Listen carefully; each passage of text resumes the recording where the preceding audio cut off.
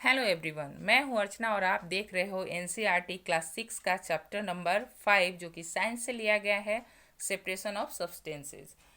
इस चैप्टर में हम लोग पढ़ेंगे सब्सटेंसेस को सेपरेट करने के तरीकों के बारे में और इसको क्यों करते हैं हम लोग, ये सेपरेशन क्यों किया जाता है इसके बारे में। तो आइए देखते हैं चैप्टर नंबर 5। यहाँ पे कुछ पिक दिखाया गया है आपको। पहला पिक जो है वो क्या है, यहाँ पे मटर छीला जा रहा है, मतलब मटर को छिलकों से अलग किया जा रहा है। तो ये क्या है, सेपरेशन है। सेपरेट किया जा रहा है छिलकों को मटर से, ठीक है। यानी मटर और छिलके दो अलग अलग जगह पे रखे जा रहे हैं, जो उपयोगी है उसको यूज़ किया जाएगा, ठीक है। अब यहाँ पे क्या है, चाय छाना जा रहा है। तो यहाँ पे भी आप देख पा रहे हो क्या है, सेपरेशन है। यहाँ हम लोग लिक्विड से सॉलिड को अलग कर रहे हैं और लिक्विड हमारे लिए यूज़फुल है। बना हुआ चाय हम लोग पीते हैं और जो उसका सॉलिड है यानी जो चाय का पत्ती है उसको बाहर निकाल देते हैं, उसको यूज़ नहीं करते हैं।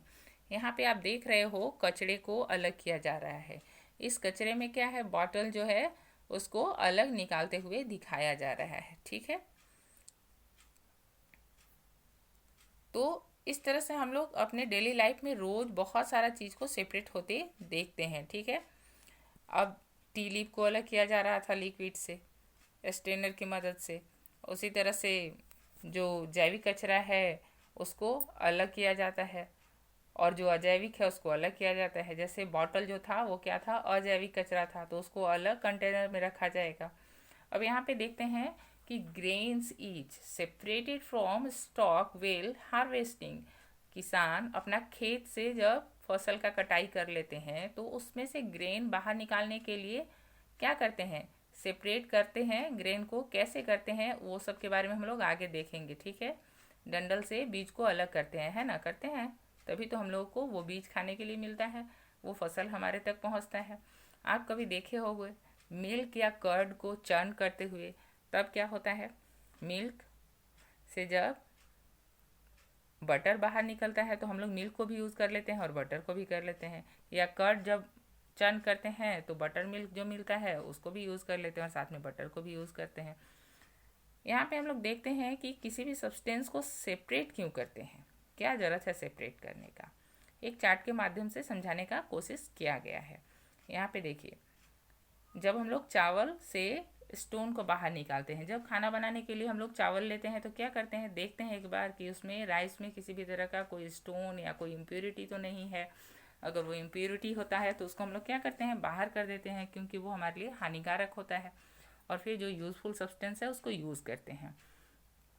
अब यहाँ पे churning milk to obtain butter, जब बटर पाने के लिए हम लोग मिल्क को चर्न करते हैं तो दोनों चीज़ हम लोग के लिए यूज़फुल है, बटर भी और साथ में मिल्क भी। तो हम लोग दोनों कंपोनेंट को यूज़ करते हैं, लेकिन अलग अलग तरीके से यूज़ करते हैं, अलग करके करते हैं, ठीक है।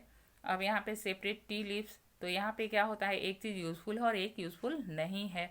तो सॉलिड को हम लोग बाहर कर देते हैं और लिक्विड को यूज़ करते हैं पीने के लिए, है ना। तो कुछ सिंपल मेथड जो सेपरेशन का है उसके बारे में यहाँ पे हम लोग डिस्कस करेंगे, ठीक है। पहला मेथड क्या है, हैंड पिकिंग। हैंड पिकिंग के माध्यम से हम लोग थोड़ी मात्रा में जो इम्प्योरिटी होता है किसी भी चीज़ में उसको निकालने के लिए यूज़ करते हैं या साफ़ करने के लिए यूज़ करते हैं। जैसे थोड़ा सा चावल है अगर या दाल है, उसमें किसी भी तरह का स्टोन या इम्प्योरिटी है तो हम लोग क्या यूज़ करेंगे, हैंड पिकिंग का तरीका यूज़ करेंगे। लेकिन यही जब बहुत ज़्यादा मात्रा में हो, मान लीजिए बोरे के बोरे अनाज रखे हुए हैं, तो हैंड पिकिंग के माध्यम से हम लोग कितना देर में उसको साफ़ कर पाएंगे, संभव नहीं है। तो उसके जगह वहाँ पे हम लोग किसी और तरीके को यूज़ करेंगे। यहाँ पे देखिए एक पिक दिखाया गया है, वो किसका है, यहाँ पे बटर निकालने के लिए कर्ड को चर्न किया जा रहा है, ठीक है, या मिल्क को चर्न किया जा रहा है। आगे देखिए यहाँ पे किस चीज़ का पिक दिखाया गया है, यहाँ से ये हैंड पिकिंग का ही है। इसमें क्या हो रहा है, चावल से स्टोन को बाहर निकाल रहे हैं। इस तरह से हम लोगों ने देखा हैंड पिकिंग के बारे में। अब देखते हैं हम लोग थ्रेसिंग के बारे में। थ्रेसिंग क्या है, ये ऐसा प्रोसेस है जब ग्रेन जो है वो तैयार हो जाता है, फसल जब तैयार हो जाता है तो उस फसल से ग्रेन को अलग करने के लिए थ्रेसिंग का यूज़ किया जाता है। या तो बीट किया जाता है उसके डंडल को पकड़ के ग्रेन के तरफ से, ठीक है, डंडल पकड़ा जाता है फसल का, और ग्रेन का जो हिस्सा होता है उसको हम लोग पटकते हैं किसी पटरे पे, या किसी पटरे से थोड़ा ऐसा बीट करते हैं उसको, ताकि जो ग्रेन है वो बाहर आ जाए। इसके लिए मशीन का भी यूज़ किया जाता है, ठीक है, या मैनुअली भी किया जाता है, दोनों तरफ से होता है। अब एक तीसरा तरीका जो है वो है बिनोइंग। इसको देखिए, आप यहाँ पे देख पा रहे होंगे कि अलग अलग चीज़ के लिए अलग अलग तरीके यूज़ किए जा रहे हैं। जैसे हैंड पिकिंग, थोड़ा मात्रा में अनाज से स्टोन या इम्प्योरिटी बाहर निकालना था तो हैंड पिकिंग किया हम लोगों ने। लेकिन जब बहुत बड़ा मात्रा है, फसल थोड़ा सा तो होता नहीं है, बहुत बड़े बड़े बंडल बने होते हैं, तो उसमें से अगर हम लोग हैंड पिकिंग यूज़ करते हैं तो कितना समय लगेगा हैंड पिकिंग से एक एक अनाज को बाहर निकालने में। तो वहाँ पे हम लोगों ने क्या यूज़ किया, थ्रेसिंग यूज़ किया। अब यहाँ पे देखते हैं कि विनोइंग। विनोइंग कब यूज़ करते हैं, जब husk is separated from heavier seed of grain by winnowing। तो ये जो विनोइंग है ये कब यूज़ करते हैं, भूसी जो है अनाज के साथ रह जाता है, जब थ्रेसिंग के माध्यम से हम लोग अनाज को बाहर कर लेते हैं डंडल से, तब भी जो उसका फली है जिसके अंदर वो अनाज था, वो ग्रेन था, वो उसमें कुछ मिक्स रह जाता है। तो यहाँ पे उसको अलग करने के लिए हम लोग क्या करते हैं, विनोइंग का यूज़ करते हैं। जब हवा बहता है या हवा बहाते हैं हम लोग खुद से, यानी फैन चलाते हैं, और फैन चला के हवा के सामने खड़े हो जाते हैं, और साथ में ऊंचाई पे खड़े होते हैं और ऊंचाई से अनाज को गिराते हैं नीचे की तरफ। तो हवा जब फोर्स लगाता है तो क्या होता है, जो लाइटर है वो दूर जाके गिरता है और जो हैवियर है वो नज़दीक ही गिरता है। तो इस तरह से भूसी और अनाज ये दोनों क्या होगा, अलग अलग हो जाएंगे, ठीक है। तो यहाँ पे हम लोग क्या यूज़ करेंगे, विनोइंग का तरीका यूज़ करेंगे। Winnowing is use to separate heavier and lighter component of a mixture by wind or by blowing air, ठीक है। This method is commonly used by farmer to separate lighter husk particles from heavier seeds of grain, ठीक है। ये बात हम लोगों ने भी तुरंत ही डिस्कस किया है। और ये जो हस्क है, हस्क पार्टिकल्स है, वो क्या होता है, हवा से दूर जाके गिरता है, और बाद में ये हस्क को यूज़ किया जाता है कैटल वगैरह को खिलाने के लिए, ठीक है। यहाँ पे आप देख रहे हो ये थ्रेसिंग का पिक दिखाया जा रहा है। यहाँ पे हैंड से थ्रेसिंग किया जा रहा है, मैनुअली थ्रेसिंग किया जा रहा है। इस पटरी पे ऐसे बीट करने पर अनाज जो है वो बाहर आ जाएगा, ठीक है।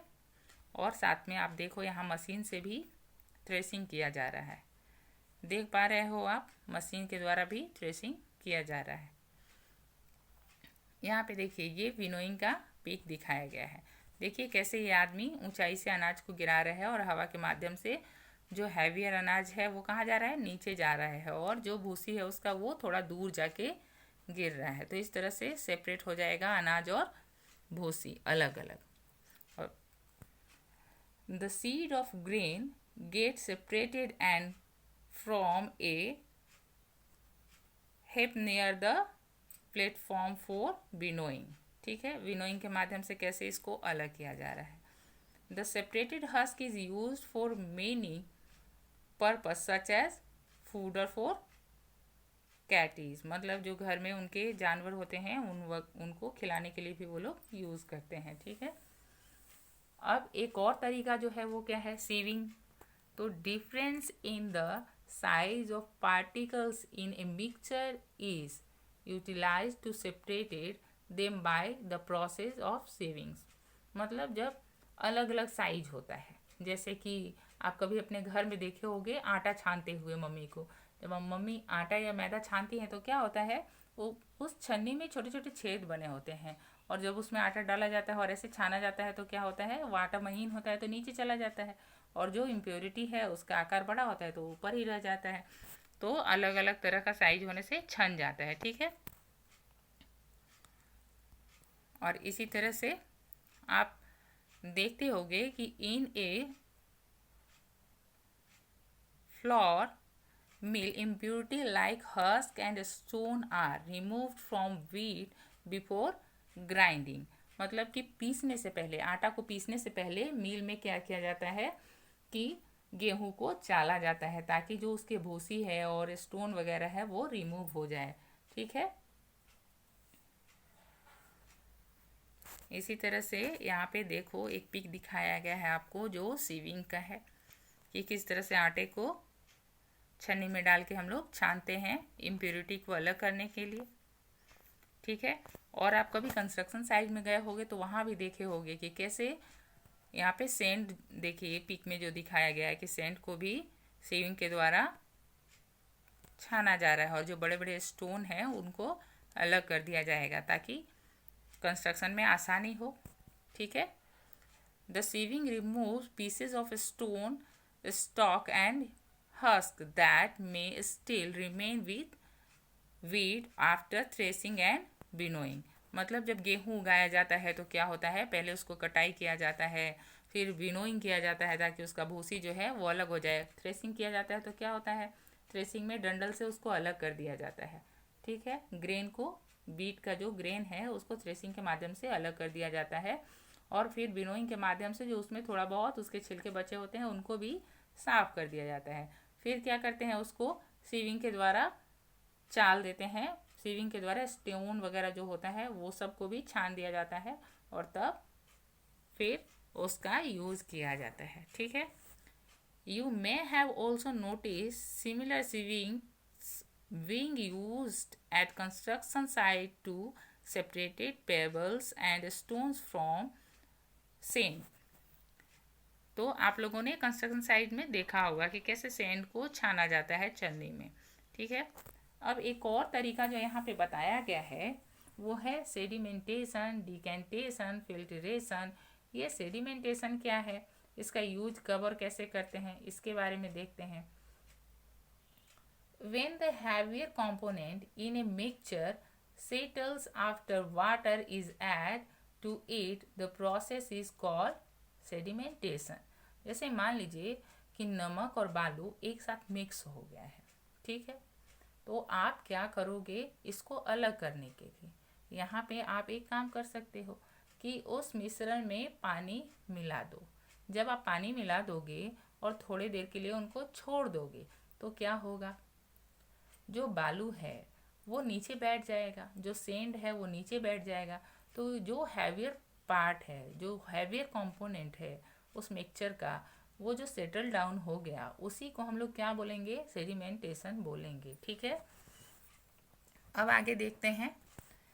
When the water is removed, the process is called decantation। अब हैवियर पार्ट नीचे बैठ गया तो हम लोग अब नमक और पानी को, अब बालू से नमक को भी अलग करना है तो क्या करेंगे, उस पानी को हम लोग दूसरे बर्तन में डालेंगे। जो ऊपर का पानी है तो क्या होगा, नमकीन पानी दूसरे बर्तन में चला जाएगा। तो जो ये पोरिंग का सिस्टम जो दूसरे बर्तन में हम लोगों ने अलग किया सेंड से पानी और नमक को, वो जो है वो क्या है, डिकेंटेशन है। ठीक है। The same principle is use for separating a mixture of two liquid that do not mix with each other. जैसे यही तरीका हम लोग अपनाते हैं जब दो लिक्विड एक साथ मिल जाए जो कि पूरी तरह से घुलते नहीं है एक दूसरे के साथ, उसके साथ भी हम लोग इस तरीके से उनको अलग कर सकते हैं। जैसे मान लीजिए पानी में अगर कोई तेल डाल दे और उसको मिक्स कर दे तो क्या होगा, कैसे उसको अलग करेंगे, थोड़े देर के लिए अगर हम लोग उसको बिना डिस्टर्ब किए छोड़ देते हैं तो क्या होगा, तेल ऊपर चला आएगा और पानी नीचे बैठ जाएगा। फिर क्या हो गया, ये इसको हम लोग क्या बोलेंगे, सेडिमेंटेशन बोलेंगे। और डिकेंटेशन के माध्यम से इसको अलग कर सकते हैं। ऊपर से धीरे धीरे तेल को दूसरे बर्तन में डाल सकते हैं हम लोग, तो वाटर और ऑयल दोनों अलग अलग हो जाएगा। After preparing tea usually we use strainer to remove tea leaves. जैसे चाय छानने के लिए हम लोग क्या करते हैं, चाय बनाने के बाद उसको स्टेनर के मदद से अलग कर देते हैं, रिमूव कर देते हैं। ठीक है।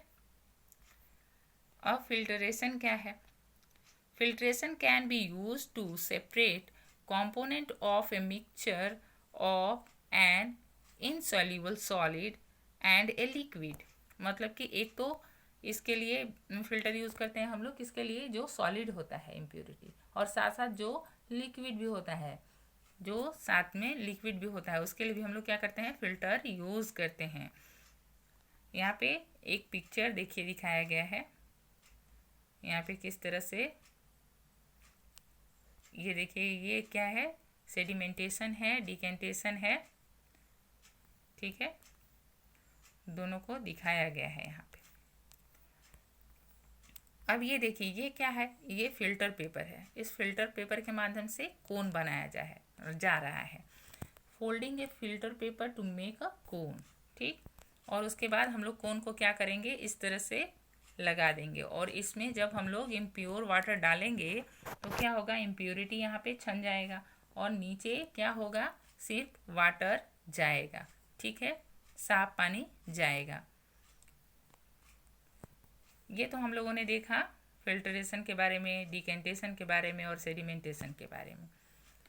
आपको पता है जो समुद्र में पानी होता है उसमें बहुत ज़्यादा मात्रा में नमक मिक्स होता है। तो ये नमक प्राप्त करने के लिए हम लोग जो प्रक्रिया अपनाते हैं, जो मेथड अपनाते हैं, यानी समुद्र के पानी से नमक को हम लोग सेपरेट करते हैं, है ना। तो उसके लिए हम लोग कौन सा तरीका अपनाते हैं, इवेपोरेशन का तरीका अपनाते हैं। The process of converging of water into its vapour is called evaporation. क्या होता है कि पानी जो है उड़ जाता है, जब लगातार गर्म सूर्य का रोशनी पड़ता है तो क्या होता है, पानी उड़ जाता है और जो नमक है वो आसपास में जम जाता है। तो उसको हम लोग क्या करते हैं, एक तरफ इकट्ठा कर देते हैं और बाद में उस नमक को प्यूरिफाई करके यूज़ किया जाता है। कभी कभी क्या होता है, एक जो तरीका है वो सफिशिएंट नहीं होता है किसी भी चीज़ को अलग अलग करने के लिए। We have thus separated sand, salt and water using process of sedimentation, decantation, filtration, evaporation and condensation। ऊपर हम लोगों ने देखा था कि किस तरह से सेंड और सॉल्ट जो है मिक्स हो गया है तो उसको अलग कर रहे थे हम लोग वाटर डाल के, ठीक है। तो आप लोगों ने वहाँ पे समझा था कि कैसे डिकेंटेशन होता है वहाँ तक।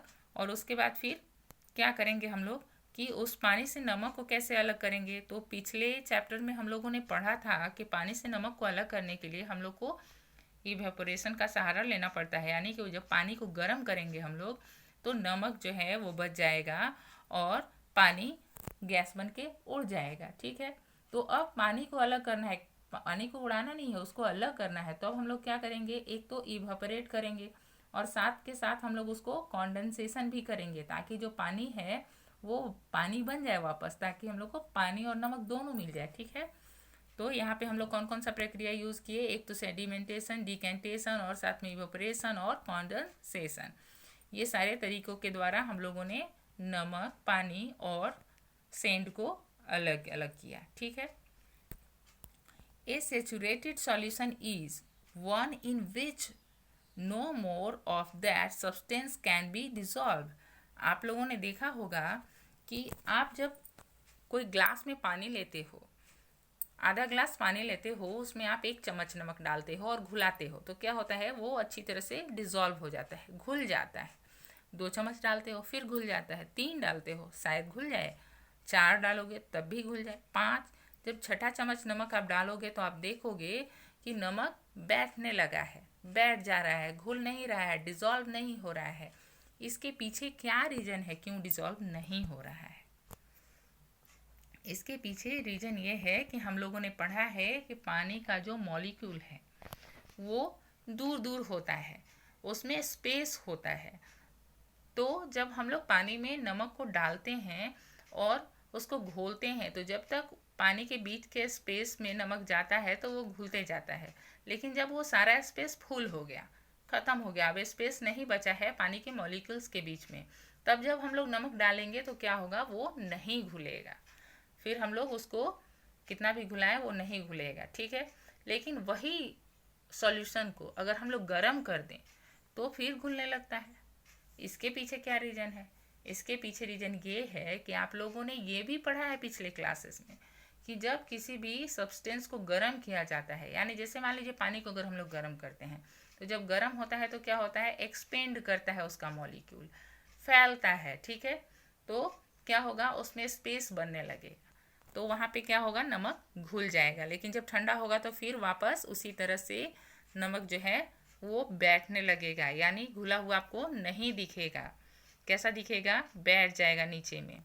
ठीक है, देखिए यहाँ पे दिखा रहा है कि कैसे नमक जो है वो घुला हुआ नहीं है, तो जब हम लोग गर्म करते हैं तो वो घुलना शुरू हो जाता है। ठीक है,